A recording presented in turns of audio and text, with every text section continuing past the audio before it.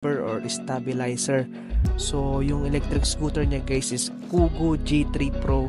So ayun guys, i-follow nyo lang yung videos para mag-guess nyo kung paano nga ba mag-install ng steering damper or stabilizer sa Kugo G3 Pro. Ma-share ko na lang din sa inyo yung purpose bakit nga ba kailangan natin mag-install ng stabilizer or steering damper sa ating electric scooter.